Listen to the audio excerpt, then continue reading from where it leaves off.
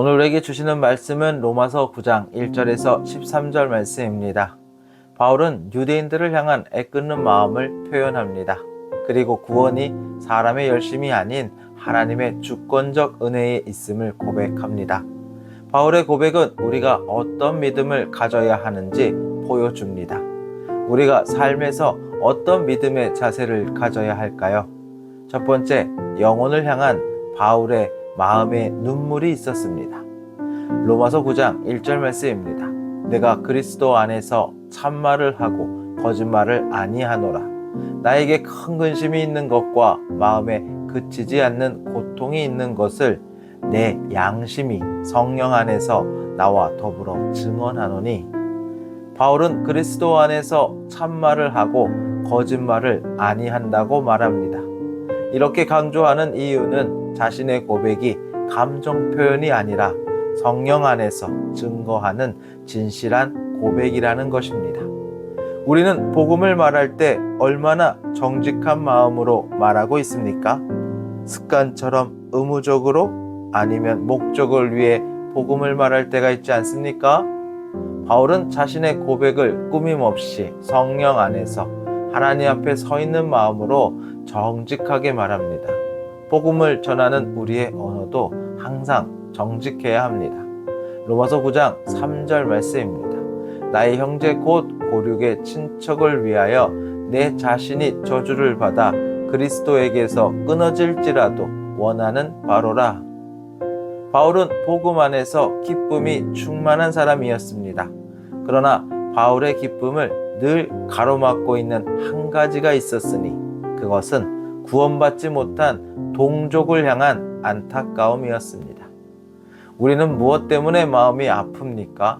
잃어버린 한 영혼을 향한 고통이 우리 안에 있는가를 스스로 물어야 합니다.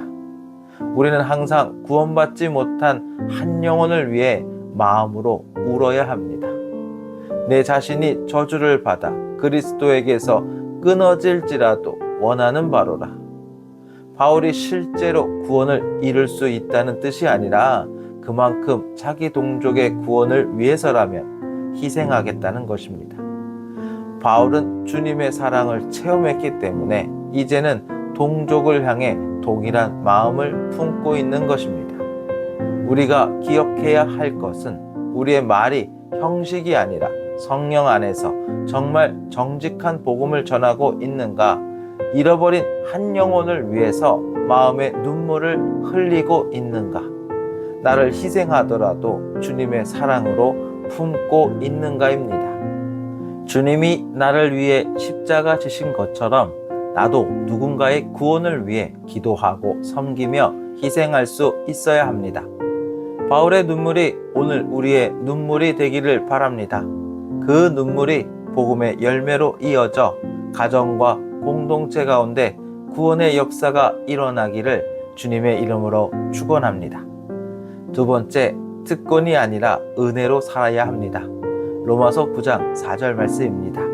그들은 이스라엘 사람이라 그들에게는 양자됨과 영광과 언약들과 율법을 세우신 것과 예배와 약속들이 있고, 이스라엘은 세상 어떤 민족과도 비교할 수 없는 영적 특권을 누렸습니다.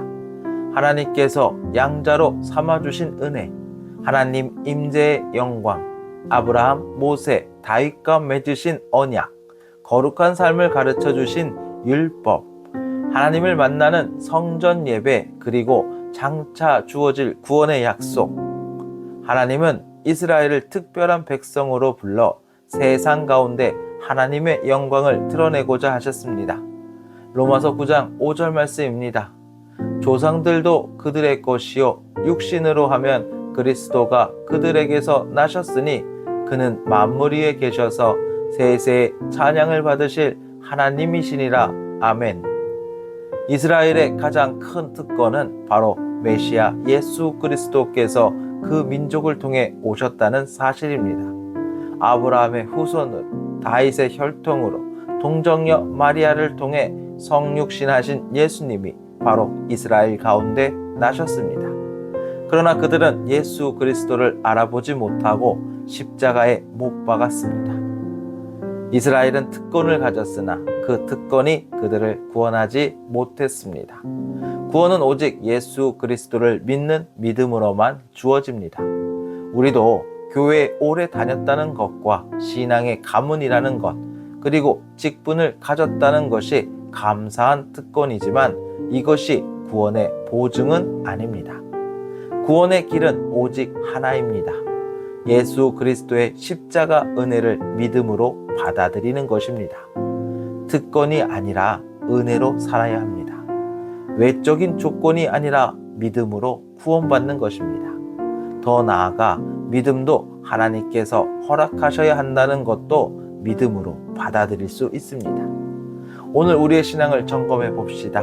나는 단순히 교회 안에 속해 있다는 특권에 안주하고 있지는 않습니까? 정말로 예수 그리스도의 십자가와 부활의 은혜를 붙들고 있습니까? 신앙이 껍데기 특권이 아니라 살아있는 믿음으로 오직 은혜 위에 서기를 바랍니다.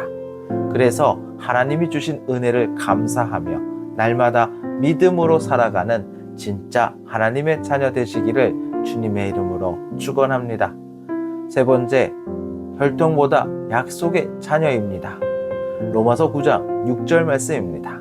그러나 하나님의 말씀이 폐하여진 것 같지 않도다. 이스라엘에게서 난 그들이 다 이스라엘이 아니요 아브라함의 자손이라고 해서 모두 하나님의 자녀가 아니라는 것입니다. 이삭이 아닌 이스마엘은 아브라함의 혈통을 가졌지만 약속의 자녀는 아니었습니다. 오늘날로 말하면 교회 안에 있다고 해서 모두가 참된 성도는 아닙니다.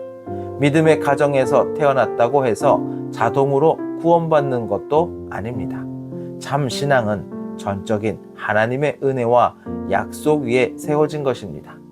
로마서 9장 7절에서 8절 말씀입니다.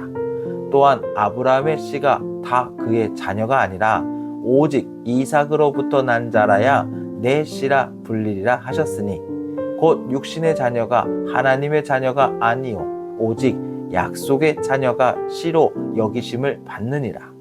아브라함에게는 이스마엘도 있었지만 하나님은 분명히 말씀하셨습니다. 로마서 9장 9절 말씀입니다. 약속의 말씀은 이것이니 명년 이때에 내가 이르리니 사라에게 아들이 있으리라 하심이라. 사라에게 아들이 있으리라. 이삭은 하나님의 약속으로 주어진 생명이었습니다. 우리는 행위나 조건으로 하나님의 자녀가 된 것이 아닙니다. 오직 하나님의 약속, 곧 예수 그리스도를 통한 구원의 약속을 믿음으로 받아들였기 때문에 하나님의 자녀가 된 것입니다. 믿음을 통해 거듭난 사람이 하나님의 자녀입니다. 혈통이나 외적 조건이 아니라 약속의 믿음이 중요합니다. 교회에 속해 있다는 외적 특권이 아니라 복음을 믿는 살아있는 믿음이 구원의 열쇠입니다. 바울이 전한 이 진리가 오늘 우리의 믿음을 새롭게 하고 흔들림 없는 확신으로 살아가기를 주님의 이름으로 축원합니다. 네 번째, 하나님의 택하심은 하나님의 주권에 달려 있습니다. 로마서 9장 12절에서 13절 말씀입니다. 리브가에게 이르시되 큰 자가 어린 자를 섬기리라 하셨나니 기록된 바 내가 야곱은 사랑하고 에서는 미워하였다 하신과 같으니라. 리브가의 두 아들 에서와 야곱이 있습니다. 하나님은 태어나기도 전에 야곱을 택하였습니다. 행위와 관계없이 하나님의 부르심입니다. 우리가 하나님께 선택받은 것은 업적이나 능력이 아닙니다. 전적인 하나님의 은혜와 뜻에 있습니다. 이것을 믿을 때 겸손함과 경외함으로 하나님께 순종할 수 있습니다. 하나님의 자녀가 믿음으로 구별된다는 것을 믿으면 믿음도 하나님의 주권대로 우리에게 허락하셨음을 믿을 수 있는 것입니다. 우리는 구원받을 자격이 없습니다. 그렇기 때문에 하나님의 주권에 감사해야 합니다. 중요한 것은 택함을 받았다고 바로 좋아지는 것이 아닙니다. 야곱도 자신의 뜻과 욕심을 따랐습니다. 하나님은 야곱과 동행하심으로 이스라엘로 바꾸어 주셨습니다. 야곱의 삶이 이스라엘로 변화됨으로 하나님의 계획 가운데 완성된 것입니다. 하나님의 자녀는 분명 합당한 반응과 책임이 요구됩니다. 하나님의 자녀로 부르심을 받았다면 그 부르심에 맞게 우리의 생각이 아닌 하나님 말씀에 순종하며 하나님의 뜻을 이루어가기 위해 성령님의 인도함을 받아야 합니다. 중요한 것은 전적인 하나님의 은혜와 선택으로 구원받았다는 사실입니다. 그 부르심에 감사하며 세상에 나아가 하나님의 선하심을 전하며 살아가는 성도님이 되시기를 축원합니다.